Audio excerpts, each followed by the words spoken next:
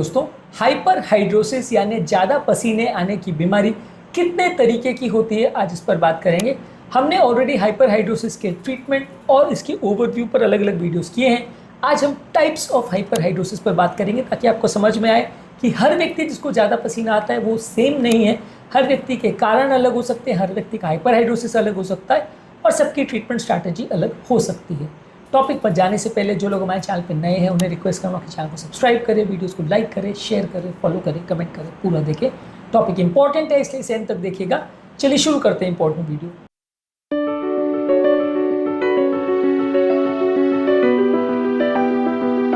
सबसे पहला होता है प्राइमरी यानी फोकल हाइपर हाइड्रोसिस, जिसमें एक पर्टिकुलर जगह पे आपको ज़्यादा पसीना आएगा। जैसे अगर पाल्मर हाइपर हाइड्रोसिस है तो सिर्फ हाथ की हथेलियों पर पसीना आएगा।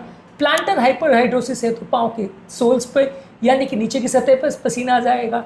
एक्सिलरी हाइपर हाइड्रोसिस है तो खाली एक्सिला में ज़्यादा पसीना आएगा। फेशियल हाइपर हाइड्रोसिस है तो खाली फेस या फोरहेड पर ज़्यादा पसीना आएगा। तो हाइपर हाइड्रोसिस किस जगह का है यानी उसी पर्टिकुलर जगह पे आपको ज़्यादा पसीना आएगा। ज़्यादातर ये पसीना आना जो आपके इमोशनल या साइकोलॉजिकल स्ट्रेस पर डिपेंड करता है और इसमें कोई क्लियर कट कॉज ज़्यादातर नहीं होता है। ज़्यादातर इसमें कोई जेनेटिक कंपोनेंट भी होता है और ज़्यादातर इसको ट्रीट करना अक्सर ज़्यादा मुश्किल होता है। इसमें दवाइयों का भी उतना अच्छा रिस्पॉन्स नहीं आता है। यहाँ पे कुछ स्पेसिफिकल बॉडी के न्यूरोट्रांसमीटर्स में प्रॉब्लम होने की वजह से प्रॉब्लम आती है।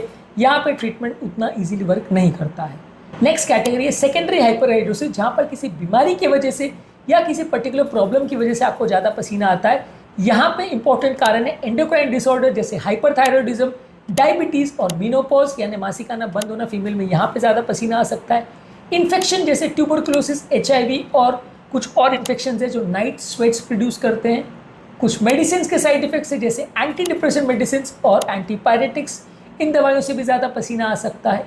कुछ ब्रेन से संबंधित बीमारियां जैसे पार्किंसंस और स्पाइनल कॉर्ड की इंजरीज में आपको ज़्यादा पसीना आ सकता है। कुछ कैंसर्स, खासकर ब्लड कैंसर्स में, लिम्फोमा में आपको ज़्यादा पसीना आ सकता है। तो यहाँ पर किसी बीमारी की वजह से या किसी कारण की वजह से आपको पसीना आता है। यहाँ पे पूरे शरीर में पसीना आता है, किसी एक पर्टिकुलर जगह पे पसीना नहीं आता है और यहाँ पर ज़्यादातर कोई ना कोई कारण इन्वॉल्व होता है। यहाँ पर जो आपको पसीना है वो दिन में, रात में, हर टाइम पे एसोसिएटेड होता है, किसी बीमारी के साथ एसोसिएट होता है। इसमें जो बीमारी है उसको अगर आप ट्रीट करते हो तो अपने आप ही पसीना आना कम हो जाएगा। जैसे अगर HIV है तो उसका ट्रीटमेंट करिए, ट्यूबरकुलोसिस है तो उसका ट्रीटमेंट करिए, लिम्फोमा है तो उसका ट्रीटमेंट करिए, डायबिटीज़, हाइपरथायरॉयडिज्म है तो उसका ट्रीटमेंट करिए।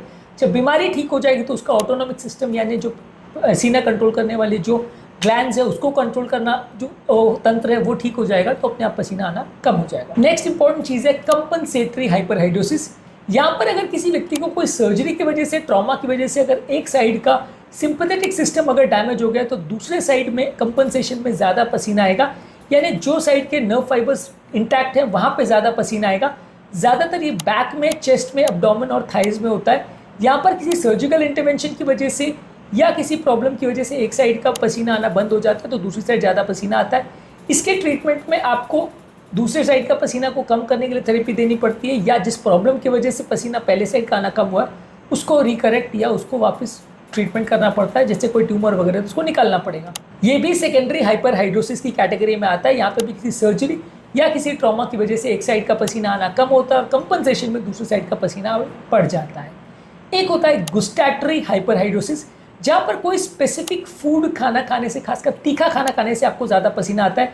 अक्सर आपने देखा होगा कि ज़्यादा तीखा खाने से या ज़्यादा मसालेदार खाना खाने से आपको चेहरे पर, लिप्स पर, फोरहेड पे, स्कैल्प पे ज़्यादा पसीना आने लगता है। खाना खाने की कुछ देर बाद तक ये पसीना आता है फेस और नेक एरिया में और उसके बाद कुछ देर के बाद ये अपने आप ठीक हो जाता है। ये ज़्यादातर पसीना जो है खाना खाने के थोड़े देर बाद तक परसिस्ट करता है।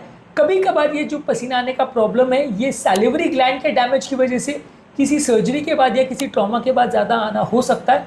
ज़्यादातर लोगों को थोड़ा बहुत पसीना आना नॉर्मल बात है, पर किसी किसी को बहुत ज़्यादा पसीना आता है तीखा खाना खाने के बाद, तो वहाँ पे आपको स्पाइसी फूड का इंटेक कम करना पड़ता है, कुछ स्पेसिफिक दवाइयाँ देनी पड़ती है, उससे फ़ायदा मिलता है। इसको भी अगर किसी नर्व डैमेज की वजह से हुआ है तो ट्रीट कर पाना मुश्किल। ओवरऑल सेकेंडरी हाइपर हाइड्रोसिस, जहाँ पसीना आना किसी पर्टिकुलर बीमारी या प्रॉब्लम की वजह से हो रहा है, वहाँ पे ट्रीटमेंट करना ज़्यादा ईजी है। वहाँ पे किसी प्रॉब्लम की वजह से आपको ज़्यादा पसीना आ रहा है, अगर आप प्रॉब्लम को सॉर्ट आउट कर देते हो तो पसीना आना अपने आप कम हो जाता है और आपकी बीमारी ठीक हो सकती है। वहीं अगर किसी व्यक्ति को प्राइमरी हाइपर हाइड्रोसिस है, जहाँ पे कोई क्लियर कारण अवेलेबल नहीं है और बिना किसी कारण के कोई पर्टिकुलर जगह में ज़्यादा पसीना आ रहा है, तो वहाँ ट्रीटमेंट करना ज़्यादा मुश्किल है। वहाँ दवाइयों से रिस्पॉन्स करना ज़्यादा मुश्किल है और वहाँ पे पेशेंट्स को लॉन्ग टर्म पसीना आता रहता है। आप दवाइयाँ देते हो लेकिन उससे भी उतना अच्छा ट्रीटमेंट नहीं होता। प्राइमरी हाइपरहाइड्रोसिस को ट्रीटमेंट करना ज़्यादा मुश्किल है क्योंकि डायरेक्टली ऐसी बहुत ज़्यादा दवाई आती ही नहीं है जो उस पर बहुत ज़्यादा इफेक्टिव हो। सेकेंडरी हाइपरहाइड्रोसिस को ट्रीट करना कंपेरेटिवली थोड़ा ईजियर है क्योंकि वहाँ पे कारण डिपेंडेंट सिस्टम होता है, तो कारण को ठीक करने से प्रॉब्लम सॉल्व हो सकती है। इसके अलावा हाइपरहाइड्रोसिस में कौन कौन सी दवाइयों से प्रॉब्लम बढ़ती है, कौन कौन सी दवाइयों से कम होती है, उस पर हमने अलग वीडियो किया है। कौन कौन से खाद्य पदार्थों से इसमें फ़ायदा या नुकसान होता है उस पर हमने अलग वीडियोस किया है। इनको ज़रूर चेकआउट करें। टॉपिक एंड करने से पहले जो लोग हमारे चैनल पर नए हैं उन्हें रिक्वेस्ट करूँगा कि चैनल को सब्सक्राइब करें, वीडियोस को लाइक करें, शेयर करें, फॉलो करें, कमेंट करें, पूरा